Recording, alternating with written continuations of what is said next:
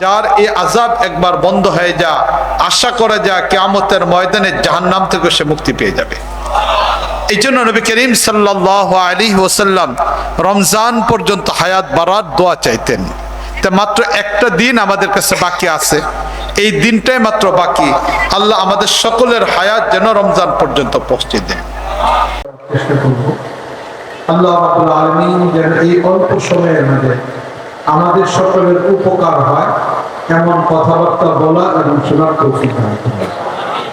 আমার পূর্বে হযরত মাওলানা ইউসুফ বুখারী দামাত বারাকাতুহু রমজানের ব্যাপারে আলোচনা করেছেন এবং বলেছেন এই কথা যে আজকে সৌদিতে চাঁদ ওঠার কারণে আগামীকালকে ইনশাআল্লাহ শনিবার দিবাগত রাত্রে আমাদের সেহরি খেতে হবে, তারাবি নামাজ পড়তে হবে। রবিবার দিন থেকে আশা করা যায় যে ইনশাআল্লাহ আমাদের দেশে রোজা শুরু হয়ে যাচ্ছে। খুব বরকতময় একটা সময় আমরা এখন নিকটবর্তী চলে আসছি এবং এই মাসের জন্য নবী করিম সাল্লাল্লাহু আলাইহি ওয়াসাল্লাম বিগত 2 মাস রজব এবং শাবান এই 2 মাসের মধ্যে আল্লাহ রাব্বুল আলামিনের বরকতের দোয়া চাইতেন। আল্লাহুম্মা বারিক লানা ফি রজব ওয়া শাবান 2 মাস আগ থেকে নবী করিম সাল্লাল্লাহু আলাইহি ওয়াসাল্লাম দোয়া চাওয়া আরম্ভ করতেন। পাশাপাশি নবী বলতেন বাল্লিগনা রমজান। তাহলে এই মৃত্যুটা রজব মাসে দিও না, হে আল্লাহ মৃত্যু যদি দাও এটা শাবান মাসে দিও না, মৃত্যু যদি হয় যেন রমজানে হয়ে যায়। রমজান পর্যন্ত হায়াত বাড়ার জন্য নবী করিম সাল্লাল্লাহু আলাইহি ওয়াসাল্লাম দোয়া চাইতেন। কেন? হাদিসের মাঝে আসছে যে রমজানে যদি কোনো মুমিন ব্যক্তি মারা যায়, যিনি ইমানের তাকাদা হিসেবে কাজ করে যাওয়ার, যার এই আযাব একবার বন্ধ হয়ে যা, আশা করা যায় কিয়ামতের ময়দানে জাহান্নাম থেকে সে মুক্তি পেয়ে যাবে। এই জন্য নবী করিম সাল্লাল্লাহু আলাইহি ওয়াসাল্লাম রমজান পর্যন্ত হায়াত বাড়ার দোয়া চাইতেন। তা মাত্র একটা দিন আমাদের কাছে বাকি আছে, এই দিনটাই মাত্র বাকি। আল্লাহ আমাদের সকলের হায়াত যেন রমজান পর্যন্ত পৌঁছে দেন। মুআজ্জাজ হাজরিন, আজ যে অনুষ্ঠানে আমরা এখানে একত্রিত হয়েছি সেই অনুষ্ঠানের নাম রাখা হয়েছে শানে রিসালাত। রাসূল করিম সাল্লাল্লাহু আলাইহি ওয়াসাল্লামের রিসালাতের মর্যাদার ব্যাপারে মূলত এই আয়োজন করা হয়েছে। আমাদের বাংলাদেশে বিভিন্ন শিরোনামে বিভিন্ন ধরনের প্রোগ্রাম হয়ে থাকে। তাফসিরুল কোরআন হয়ে থাকে, যেখানে কোরআনে কারীমের কোনো আয়াতকে সামনে রেখে মুফাসসিরে কেরাম তারা তাফসির করে থাকেন। কোথাও সিরাত সম্মেলন হয়ে থাকে, যেখানে নবী করিম সাল্লাল্লাহু আলাইহি ওয়াসাল্লামের জীবনের উপরে আলোচনা হয়। কখনো এরকমভাবে ইসলাহি প্রোগ্রাম হয়ে থাকে, কোনো আল্লাহওয়ালা তিনি উম্মতের ইসলামের ব্যাপারে বিষয়গুলি কিনে আলোচনা করে থাকেন। বিভিন্ন শিরোনামে আমাদের দেশে প্রোগ্রাম হয়ে থাকে। আজ আমাদের এই প্রোগ্রামের নাম ব্যতিক্রম ধর্মী শানে রিসালাত। নবী করিম সাল্লাল্লাহু আলাইহি ওয়াসাল্লামের নবী এই নবুয়াতের মর্যাদা সম্পর্কিত মূলত এই মাহফিল আয়োজন করা হয়েছে। তা বাস্তবিক পক্ষে এই মর্যাদাশীল রিসালাত সম্পর্কিত মাহফিলটা হওয়ার কারণে আমি আপনাদের সামনে কোরআনে কারীমের ছোট্ট একটা আয়াত তেলাওয়াত করেছি। এই আয়াতটা ছিল এই ওয়ারাফা'না লাকা যিকরা, যে হে আল্লাহ নবী আপনার আলোচনাকে আল্লাহ রাব্বুল আলামিন সর্বোচ্চ পর্যায়ে পৌঁছে দিয়েছেন। বাস্তবিক পক্ষে নবী করিম সাল্লাল্লাহু আলাইহি ওয়াসাল্লামের মর্যাদা যেমন আল্লাহ রাব্বুল আলামিন বাড়িয়ে দিয়েছেন, নবী করিম সাল্লাল্লাহু আলাইহি ওয়াসাল্লামের সাথে যখন যে জিনিসটা মিলে গিয়েছে আল্লাহ রাব্বুল আলামিন সেই জিনিসটারও মর্যাদাকে বাড়িয়ে দিয়েছেন। কোনো পুরুষ সেও যদি নবীর সাথে মিলে গেছে তাহলেও তার জীবনের নমুনা যদি নবীর সাথে মিলে যায় তারও মর্যাদা বেড়ে গেছে। কোনো নারী যদি তার জীবনটা নবীর নমুনার সাথে মিলাইতে পারছে তাহলে তারও মর্যাদাটা আল্লাহ রাব্বুল আলামিন বাড়াই দিয়েছেন। নবীর মর্যাদার কারণে নবীর সাথে যার নমুনা হয়েছে মালিক আল্লাহ রাব্বুল আলামিন তার মর্যাদাকেও বাড়াই দিয়েছেন। বাস্তবিক পক্ষে রাসূল করিম সাল্লাল্লাহু আলাইহি ওয়াসাল্লাম হলেন আল্লাহ রাব্বুল আলামিনের সবচেয়ে প্রিয়। তাই আল্লাহর সাথে যার প্রিয়তা, যার সম্পর্কতা, তার সাথে যার নমুনা মিলে যাবে সেও আল্লাহ রাব্বুল আলামিনের সাথে মর্যাদাশীল হয়ে যাবে। ছোট্ট একটা ঘটনা আমি আপনাদের সামনে তুলে ধরতেছি। রাসূল করিম সাল্লাল্লাহু আলাইহি ওয়াসাল্লামের স্ত্রী হযরত উমর ফারুক রাদিয়াল্লাহু তাআলা আনহুর কন্যা হাফসা রাদিয়াল্লাহু তাআলা আনহা, সে হাফসা রাদিয়াল্লাহু তাআলা একটা গল্প আমি আপনাদের সামনে তুলে ধরতেছি। যাদেরকে আল্লাহ রাব্বুল আলামিন মক্কা মদিনা যাওয়ার সুযোগ দিয়েছেন, বিশেষ করে যারা মদিনাতে গিয়েছেন, মদিনাতে যাওয়ার পরে নবী করিম সাল্লাল্লাহু আলাইহি ওয়াসাল্লামের রওজা মুবারকে সালাম দেওয়ার জন্য যে দরজা দিয়ে ঢুকতে হয়, এই দরজাটার নাম হলো বাবুস সালাম। এই দরজা দিয়ে ঢুকতে হয়। এই দরজা দিয়ে ঢুকার পরে একদম শেষ মাথা দরজা দিয়ে বের হওয়ার যে রাস্তাটা রয়েছে, ওই রাস্তাটার আগে হলো নবী করিম সাল্লাল্লাহু আলাইহি ওয়াসাল্লামের কবরে মোবারক, রাসূলের কবর সেখানে রয়েছে। যে জায়গাতে নবী করিম সাল্লাল্লাহু আলাইহি ওয়াসাল্লামের কবরটা রয়েছে, এটার একদম বরাবর, একদম এই পাশে ওয়ালের লাস্টের সীমানায় একটা জালানা আছে। এই জালানাকে বলা হয় নাফিজাতুল মুহাব্বা, ভালোবাসার জালানা। তাহলে এবার চিন্তা করে দেখেন যে নবীর রওজার অপর দিকেই একটা জালানা আছে, যে জালানাটার নাম হলো নাফিজাতুল মুহাব্বা, ভালোবাসার জালানা। এর ইতিহাস হলো এটা, রাসূল করিম সাল্লাল্লাহু আলাইহি ওয়াসাল্লাম যে জায়গায় ওনাকে কবর দেওয়া হয়েছে, এটা হলো হযরত আয়েশা রাদিয়াল্লাহু তাআলা আনহার ঘর। সাধারণত নবী যেখানে ইন্তেকাল করেন সেই জায়গাতেই তার কবর হয়, তাই নবী করিম সাল্লাল্লাহু আলাইহি ওয়াসাল্লামকে কবর দেওয়া হয়েছে আয়েশা রাদিয়াল্লাহু তাআলার ঘরে, যে জায়গাতে তিনি ইন্তেকাল করেছেন। আয়েশা রাদিয়াল্লাহু তাআলার ঘরের সামনে যে ঘরটা ছিল, সেটা ছিল হযরত হাফসা রাদিয়াল্লাহু তাআলা আনহার ঘর। হাফসা রাদিয়াল্লাহু তাআলা আনহার ঘর থাকার কারণে নবী কখন আয়েশার ঘরে যাইতেন এটা হাফসা রাদিয়াল্লাহু তাআলা জানতেন, আবার হাফসার ঘরে কখন নবী যাইতেন এটা হযরত আয়েশা রাদিয়াল্লাহু তাআলা জানতেন। পরস্পর সবার সাথে সম্পর্ক ছিল, এই হিসেবে দুইটা ঘর পাশাপাশি ছিল। নবী করিম সাল্লাল্লাহু আলাইহি ওয়াসাল্লাম যখন ইন্তেকাল করলেন, এবার ওই নীতিমালা হিসেবে নবী করিম সাল্লাল্লাহু আলাইহি ওয়াসাল্লামকে যে জায়গায় ইন্তেকাল করলেন সেখানে দাফন করা হলো। দাফন করার কারণে আয়েশা রাদিয়াল্লাহু তাআলা ঘরের অর্ধেকটা নবীর কবরের জন্য রেখে দেওয়া হলো, বাকি অর্ধেকে আয়েশা রাদিয়াল্লাহু তাআলা পর্দা দিয়ে তিনি এই ঘরে থেকে যাইতেন। নবীর ইন্তেকালের পরে তিনি এই ঘরে থেকে গেলেন।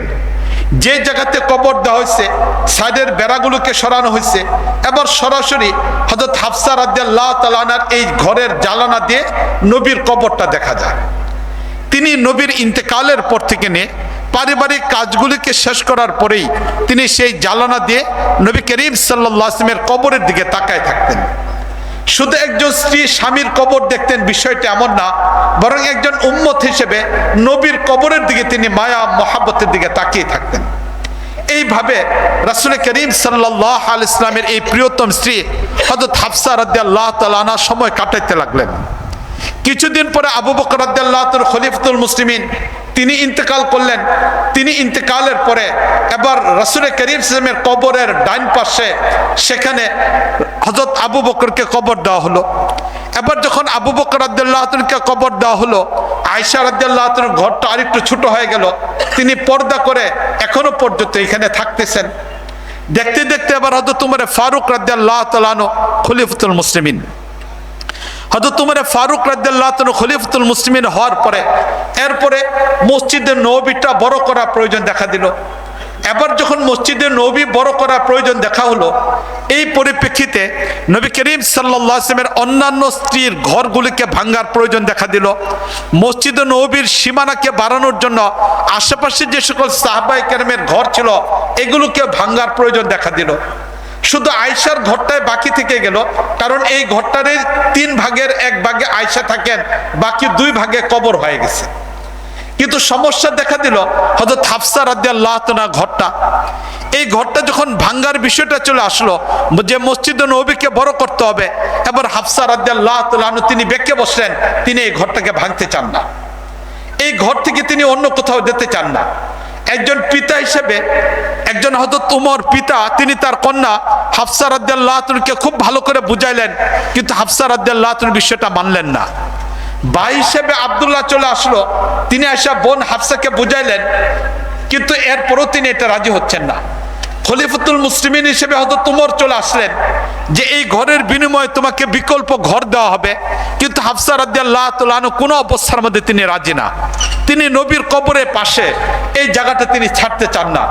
তিনি যতদিন পর্যন্ত জীবিত আছেন এই ঘরের জানালা দিয়েই তিনি নবীর কবরকে দেখবেন, এটা তার জীবনের স্বপ্ন, এটা তার জীবনের লক্ষ্য, এটাকেই সামনে রেখে তিনি জীবনটাকে কাটাই দিতে চান। একজন বাবা হিসেবে ব্যর্থ হয়ে গেলেন, একজন ভাই হিসেবে আব্দুল্লাহ ইবনে উমর বোনের কাছ থেকে জায়গাটা পাইতে ব্যর্থ হয়ে গেল, খলিফাতুল মুসলিমিন হিসেবে হযরত উমর ব্যর্থ হয়ে গেলেন, একজন নাগরিকের কাছ থেকে এটা পাইলেন না। এই জায়গায় একজন উম্মত তার নবীর ভালোবাসা, একজন স্ত্রী তার স্বামীর ভালোবাসা, রাসূল করিম সাল্লাল্লাহু আলাইহি ভালোবাসার কারণে এই জায়গায় মেয়েটা কোনো অবস্থার মধ্যে এই ঘরটাকে ছাড়তে চাচ্ছেন না। এই কঠিন একটা পরিস্থিতির ভিতরে মুসলিম উম্মাহ পড়ে গেল যে এই ঘরটা ভাঙ্গা না হলে মসজিদ নববীকে বাড়ানো যাচ্ছে না। শেষ পর্যন্ত সবাই দোয়া করা আরম্ভ করলো আল্লাহ রাব্বুল আলামিনের কাছে, যেন মালিক আল্লাহ রাব্বুল আলামিন এটা একটা সুন্দর সমাধান দিয়ে যান। কিছুদিন পরে হযরত হাফসা রাদিয়াল্লাহু আনহার হৃদয়টা গলে গেল, তিনি এই জায়গাটাকে ছাড়তে চান, মুসলিম উম্মার প্রয়োজনের কারণে ছাড়তে চান। তবে তিনি একটা শর্ত দিলেন, উমরের কাছে বললেন এই কথা, এক শর্তে এটাকে ছাড়বো। শর্তটা হলো এই যে এই জায়গাতে যখনই কোনো ওয়াল তৈরি করা হবে তখন যেন এই জায়গায় একটা জ্বালানার বিষয়টা থেকে যায়, এবং এই জ্বালানাতে কোনোদিন কপাট লাগানো হবে না, এই জ্বালানাটা কোনোদিন বন্ধ করা হবে না। আমি হাফসা জায়গাটা ছেড়ে যাচ্ছি, কিন্তু এই জায়গাতে কিয়ামত পর্যন্ত একটা জ্বালানা থাকতে হবে, জ্বালানা কোনো কপাট থাকবে না, জ্বালানাকে বন্ধ করা হবে না। এটা যদি আপনি লিখে দিতে পারেন তাহলেই কেবলমাত্র নবীর ভালোবাসার স্মৃতি হিসেবে এটা থাকবে, আমি এই ঘরটাকে ছেড়ে দিব। হযরত উমর ফারুক রাদিয়াল্লাহু তাআলা আনহু খলিফাতুল মুসলিমিন হিসেবে এটাকে চুক্তিবদ্ধ করলেন। এখনো পর্যন্ত মদিনা মুনাওয়ারা মিউজিয়ামের ভিতরে হাফসা রাদিয়াল্লাহু তাআলা আনহুর সাথে হযরত উমর ফারুক রাদিয়াল্লাহু তাআলা করা এই চুক্তির কাগজটা রয়ে গেছে। এই জন্য 11 বারের মতো মসজিদ নববী সংস্কার হয়েছে, কিন্তু এই জ্বালানাটা কখনো আর বন্ধ করা হয়নি। এখনো পর্যন্ত এই জ্বালানটা রয়ে গেছে। আবার চিন্তা করে দেখেন, নবীর ভালোবাসার সাথে সম্পর্ক হওয়ার কারণে এই জ্বালানার অবস্থাটা কত দামি হয়ে গেছে। ইতিহাসে এই জ্বালানার নামে হয়ে গেছে ভালোবাসার জ্বালানা, নাফিজাতুল মুহাব্বা, ভালোবাসার জ্বালানা। এই তো হলো বাস্তবতা। নবীর জীবনের সাথে যার মিল পড়ে যায়, মালিক আল্লাহ রাব্বুল আলামিন সেই বস্তুটাকে কিভাবে উন্নয়ন করে ফেলেন। ইমামে বুখারী রাহমাতুল্লাহ আলাইহি যখন ইন্তেকাল করলেন, ইন্তেকালের পূর্ব মুহূর্ত ইমামে বুখারী রাহমাতুল্লাহ আলাইহির জন্য কত কঠিন একটা পরিস্থিতি ছিল। সেখানে নিসাপুরে ছিলেন, নিসাপুর থেকে ইমাম বুখারী রাহমাতুল্লাহ আলাইহিকে বের করে দেওয়া হলো। ইমামে বুখারী রাহমাতুল্লাহ আলাইহি চলে আসলেন বুখারাতে, সেখানে ইমাম বুখারী রাহমাতুল্লাহ আলাইহি থাকতে পারলেন না, এখান থেকে ইমাম বুখারীকে বের করে দেওয়া হলো। এবার ইমাম বুখারী রাহমাতুল্লাহ আলাইহি তিনি আবার ভিন্ন দিকে যাবেন, এই অবস্থার ভিতরে খরতং নামক জায়গায় চলে আসলো। খরতংয়ে যখন আসলেন, রাত এবার রমজান চলে আসলো, ইমাম বুখারী রাহমাতুল্লাহ আলাইহি সফর মুলতবি করে এবার তিনি সেখানে থাকার সিদ্ধান্ত করলেন। রমজান অতিবাহিত হলো, ওই দিক থেকে বুখারার গভর্নর জানিয়ে দিলেন ইমাম বুখারীকে রাখা যাবে না, এই জায়গা বের করতে হবে। এবার ঈদের চাঁদ উঠে গেল, ইমাম বুখারী রাহমাতুল্লাহ আলাইহির ব্যাপারে ফরমান জারি হয়ে গেল, চলে যাও, বুখারা ছেড়ে চলে যাও।